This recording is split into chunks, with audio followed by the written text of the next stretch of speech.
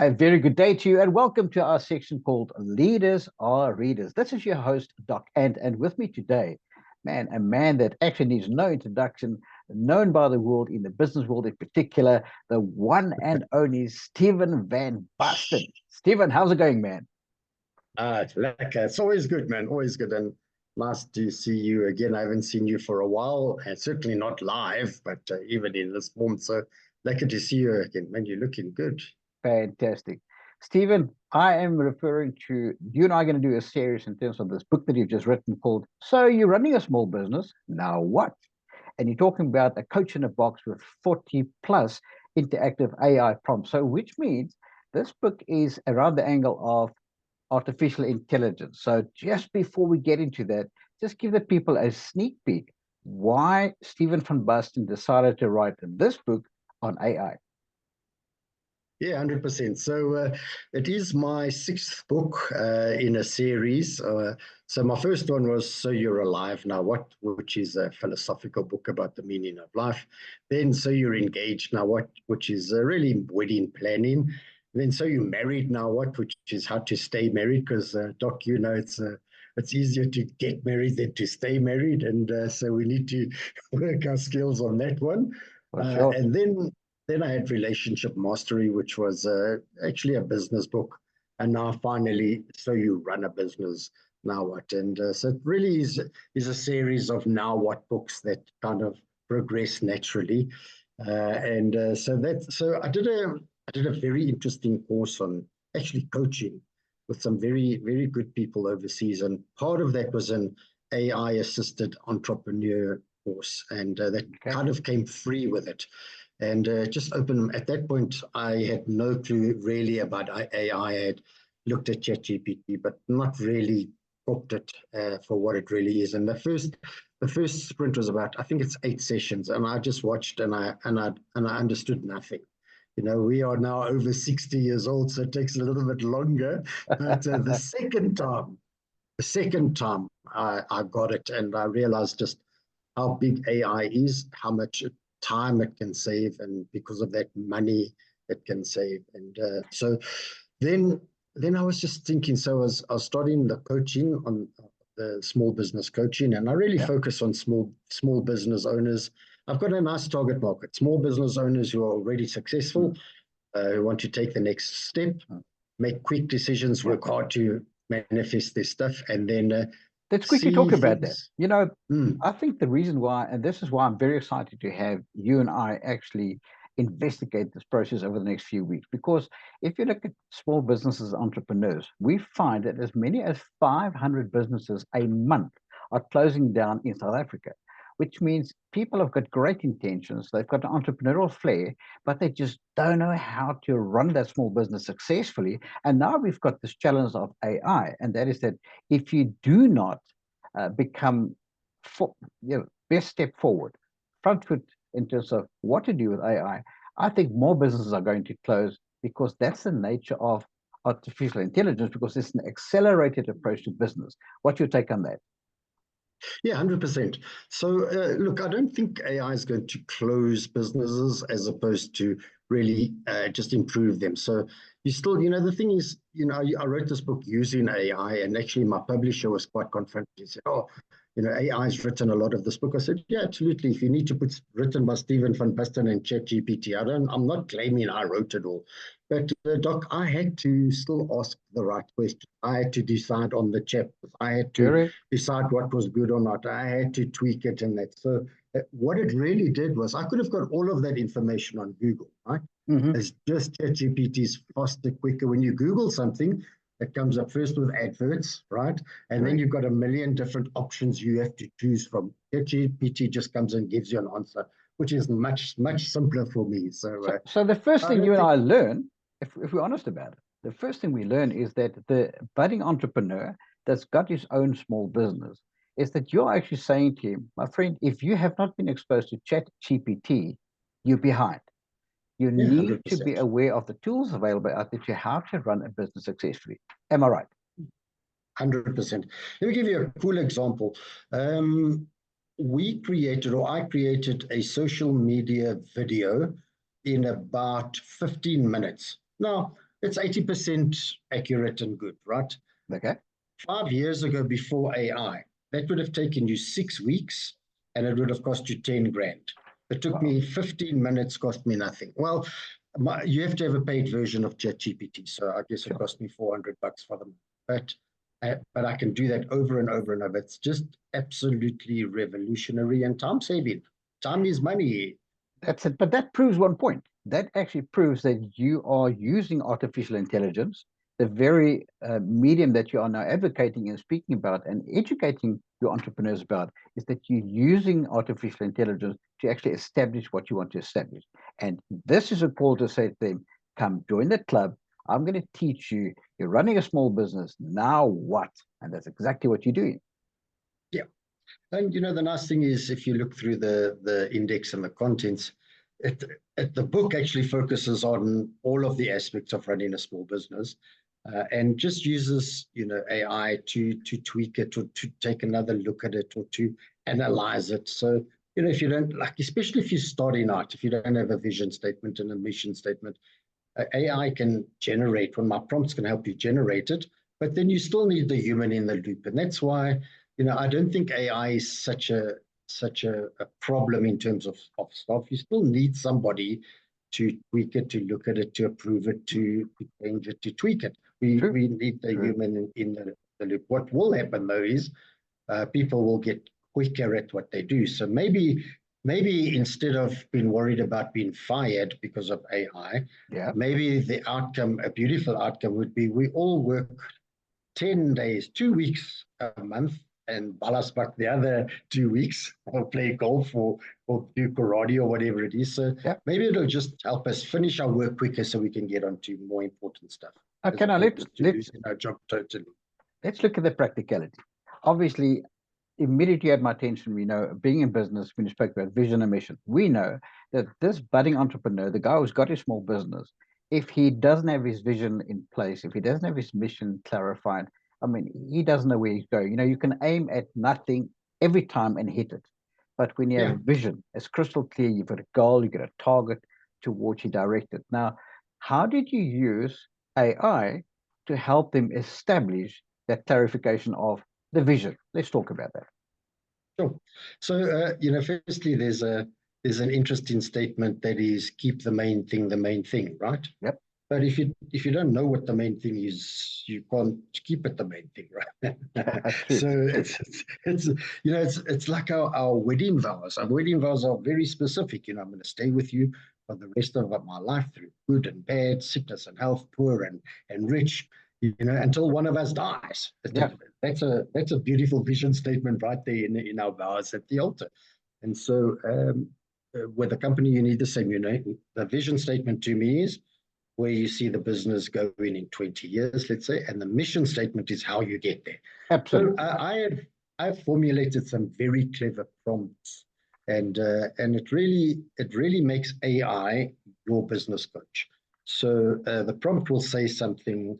Firstly, like you're a business coach and a copywriter and a marketer and blah blah blah. It'll set that up, and then it'll go ask me 10 or 15 questions about my business, specifically to elicit a vision statement, and then give me three to five examples that I can use. And so the thing here though is that should take you 15 to 20 minutes to work through. If you give it frivolous answers, you're going to get a frivolous response. But if you actually work at it, you'll actually get a very, very cool response. But what I do here is garbage in, garbage out, or quality in, quality out. So what you're really saying, you still need to do the work. You need to do the work, but you also need to think it through, because you can ask any question very quickly and get an abrupt answer, but it doesn't mean it is steering you where you want to be. So that prompting comes with careful consideration, careful thinking in terms of, what do I want to achieve? Obviously, like Stephen Covey says, you and I are fans of him, begin with the end in mind. Well, I would like to establish a vision. What is vision? Vision is what I see. Mission is what I do to achieve that which I see. Okay. Now, as you prompt means that you put a question into ChatGPT to prompt them what you're looking for. Is that right? Yes. And the nice thing about AI is it's not a human being, so you don't even have to like have any manners. You don't have to say please and thank you. Although if you do say thank you, it goes, oh, my pleasure. Can I help you with anything else? But essentially, it's just asking it very directly for what you want. And the interesting thing, Doc, is that let's say you're already an established business and you go, Okay. oh, I've already got a vision statement. Yeah, that's true. But your vision statement probably was created by a marketing department of some sort of firm to go on your website. What True. this does, actually, it can give you an internal vision statement that's actually more accurate.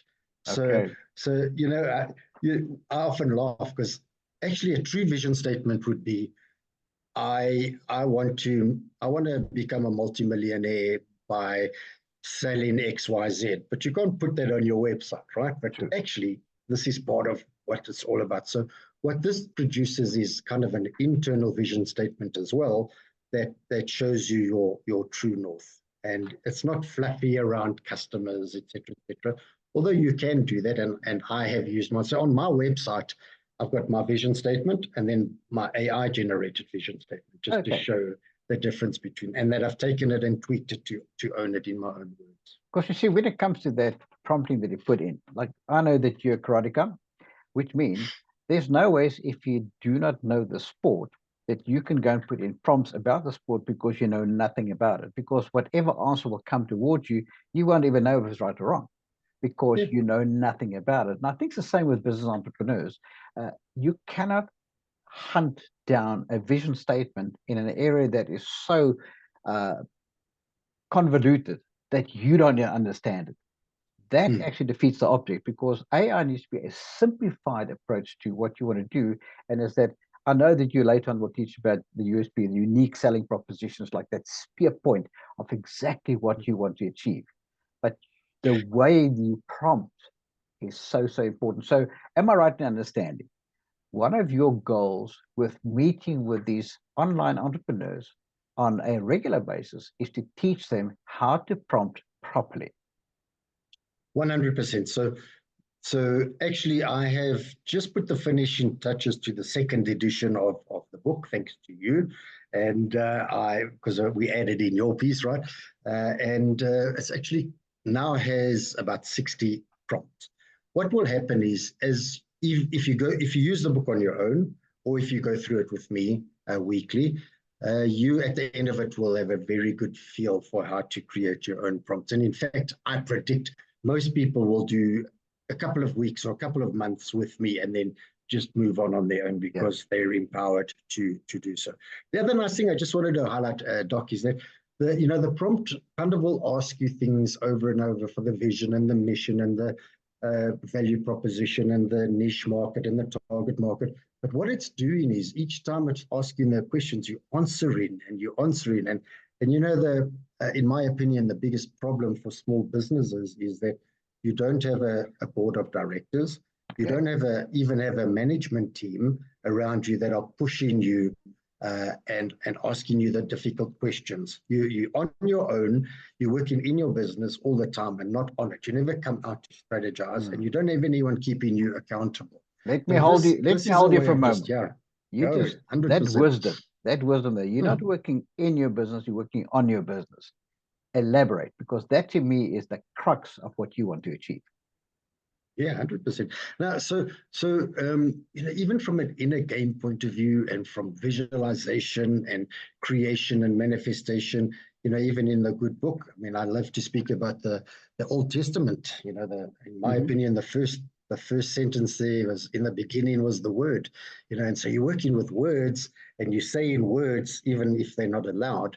And you're working on your business. You're working on the words around your business.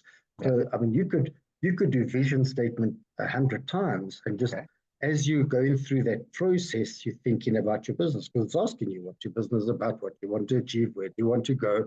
And every time you'll actually, if you did it 5, 10 times, you'd get a different answer. So I have a fabulous prompt you may actually enjoy. It's further on down in the book, and that is basically the prompt goes something like, you are a world famous marketer and teacher, etc., but you also sit on many boards and you You teach board members to be good board members. Now, ask me a series of questions, hard questions, like a board member would ask me about my business, and then give me insights into what I need to do next. And I specifically go, I want you to be hard on me. I don't Okay. want you to pussyfoot around this thing. I want you to be hard and harsh like a real board member. You do that one and you get some hard answers. But geez, and the nice thing is, it's not a human, so you can't get angry with it. But I can tell you one thing, just working with entrepreneurs, there are certain, call it touch points on those that will always stand out. And that is that how many people do we know that are running small businesses and the number one problem they have, cash flow. They don't understand that cash flow has got two dimensions, cash flowing out, but also cash flowing in.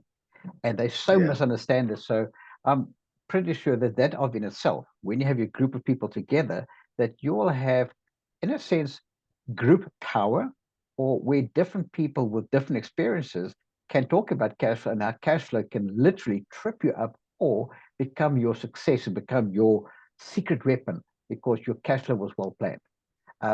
Now, what would you do with the AI prompting? What would you do to actually establish that as a forum? So firstly, I agree with you. I think that in the past there's been this saying that even the best company and product will be killed because of bad cash flow. Or paraphrasing that is that you may have the best product in the world but go bankrupt because you've sold it, but the money hasn't come back in and you cripple yourself. So the prompt would, and I think I do have one, by the way, would be pretty simple. You're a financial advisor, you're a businessman, you advise companies, on their cash flow and financial management. Ask me 10 questions about my business, how I manage cash flow, et cetera, and then give me some points for improvement. It's a very clever prompt and a very clever methodology where you ask AI to be your business coach. Okay, now let's take this now into the class. Now you've got your session on a weekly basis. You've got 10 to 20 business entrepreneurs on there. What do you want to achieve with these people being on your session? Yes, very good. So I have a belief, and it comes from a professional in the field, Jerry Robert, who I did a course of Jerry Robert years ago when it was a 2-day course to write a book. And I wrote my first book after that within about 3 weeks. But basically said, most people who buy your book won't read it.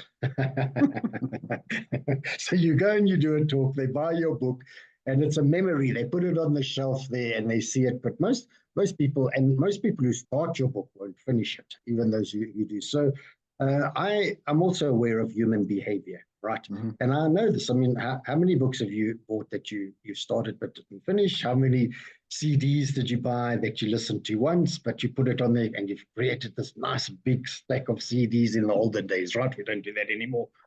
So what I'm trying to do here, and I am achieving, is it's actually a working session. It's not group coaching. It's a working session. The idea is we come in, we're on chapter 2, chapter 2's vision statement. I introduce it. You've all got the prompt, but I send it again. And we all actually put the prompt into AI, whichever. I happen to use ChatGPT. That's just the way I do it. And we all work and answer the questions and get our vision statement. And at the end, we can have a discussion around that. So it really is a working session as opposed to me teaching too overly much about a subject. But you know what excites me is that if you've got a group of people, there has to be strength in numbers. There has to be strength in experience. I mean, these people are all out there to make a success. No one comes onto this call saying, "I'm a failure. I don't want to be a success. That's why I'm on the call." No, you're there because you want to advance. You want to actually make something of your life and make something of your business. Now, these people are there to glean from each other, but it takes great facilitation. So obviously, you as the team leader, your facilitation skills are what comes into play, facilitating that process so that various people with their various opinions and various input opportunities can come together, and that will culminate into an end product. Sure. I've purposefully made it 30 minutes because everyone goes, I don't have enough time. So 30 minutes we can all find. But really the essence of it is that for a good 20 of those 30 minutes, you'll be working with AI, using the prompt and answering the questions there, interacting that way. I'll introduce it, and then afterwards there's a bit of a discussion. There is also, I generally ask people, share in the chat box what you do, so that people can network and chat to each other. But I don't facilitate too much discussion around it. It naturally happens, but the discussion is also more often around, geez, that was amazing.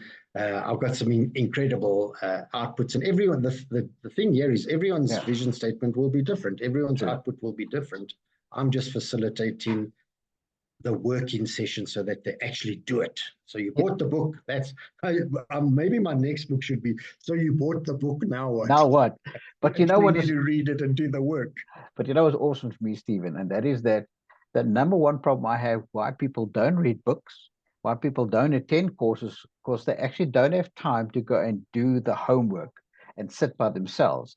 So if you literally have an interactive, do the work now while we're busy on the topic, the guy is committing himself for 30 minutes, but there's going to be input and output, which means you're going to sit there and you're going to input information so that you can actually benefit from the output after, say, about 20 minutes. And then collectively, you bring it together and you learn and you glean from one another. I think that's a brilliant concept, by the way. I can tell a guy like me, my first thing is, I don't have the time. But you're saying to me, you've got 30 minutes to work on your business, not in your business. Come on. You can always find the time. As we work together on it, I must say, I think it's a brilliant concept. Something else that struck me is that you decided at the end of this book to add a few other authors and chapters and contributions by other authors. Now, because this is our first session, and we're going to continue next week, of course, just give me a brief glimpse in terms of who are the people that you invited to also contribute to your book and for what reason. Just give me one by one and their niche area, for instance. Yeah, 100%. So, the first couple of books I wrote, I was very unknown. And the truth is, I wrote those books to gain credibility, and not necessarily the truth is not many people write a bestseller that make them a millionaire, right? Or a billionaire. So I wrote them to gain credibility. When you're an author, people revere you in a different way and believe you're an authority on the subject. So I then thought, I was a big DeMartini fan, John DeMartini. I'd actually worked with him in his company for a while, and I'd gone to a lot of his courses and done a lot of his courses. And I just, on a whim, asked him if he would add a chapter to my book. And he said, yeah, sure. And he sent me, and he asked what kind of thing, and he sent me a chapter. And so I put his name on the front of my book. So now we've got Stephen van Basten, but John DeMartini holds a lot more sway. So it was also kind of credibility by association. And that's why I did that. And then I continued that through the next book. So, in fact, I don't know why, I'm just a generous oakie, I think. And on the one book I sent out on Facebook, I'm writing this book. Anyone got any ideas? And one or two people said, oh, I've always wanted to write a book. It'd be lovely to be in your book. And they wrote a chapter. And so I gave them that opportunity to, wonderful, to get started. Well, as we know, John needs no introduction. Everybody knows John. Yes. I mean, I can see the little glasses. I see him in front of me just as we speak of him. But as you say, it was by association. But because you worked with him, you had liberty to say, hey, John, would you like to contribute? Fantastic. So that's John. We all know his area in terms of mind management. I think he's really great at establishing that. Then your next guy you had was Dr. Hudders Pretorius. What is his niche area and why did you ask him? Yes, so I have a relationship with him. As you know, I have my marriage license with his church. He's also the producer of the publisher of my books. Okay. He's actually very, very awesome. He's to work with the edits and creates covers and prints and very good prices. So it's actually a pleasure to deal with as well. But he also speaks on management and business management. So I just gave him that opportunity as well, and he sent me through some really cool stuff. And I added that in almost verbatim. You send me something, I don't change much around it. It's you, the expert in that area. Well, I And must then, say, I just want to thank you for including him because, he's been a friend for years and has got a lot of yes, great value to add. Okay, then he's a great guy. Dr. Udi Abuchakra. Yeah, Odie, I met at a Demartini event and a course. I think he's from South America, and we just hit it off, and then we've kept in touch. But he's an Amazon best-selling author, or Okay. whatever that means. Yes, he's actually quite well known, and he's done very well. And I liked his topic, so I actually called him to see if I could do some coaching for him. Mhm.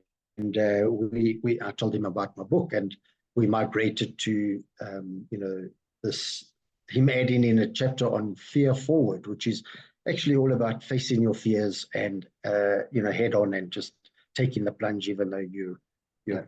rather scared. Yeah. And Fantastic. then Vinesh Maharaj and I did sales training for years together. He's a good friend. He's the only non-doctor. Him and I are the only non-doctors there, which is pretty cool. But Vinesh is very good. He's a really great salesperson, and we did a lot together. And I reached out to him just out of that friendship, and also, everyone in my book is able to advertise. So their phone number, their email address, so people can contact them if they so wish. Fantastic. Well, it's also for me a privilege to be part of this journey. But I'd like our readers to get in touch with, because, this lot is leaders are readers. And this is why I have this program to help people say, if you're a leader, you're going to have to read to get ahead. And here we can see a collective effort from very successful people. And by virtue of the fact that you've known them and you've established relationships with them, and that just shows you the power of relationships. No wonder your previous book was Relationships Know What, because it stems from the experience that you've had. Well, Stephen, as we start rounding up for this week, I'd just like to know, what is your takeaway message that you'd like to give people that are listening to this and thinking, maybe I should consider to join these guys on their courses? Give me the date, give me the time. How do they get hold of you? Let's talk about that. Sure.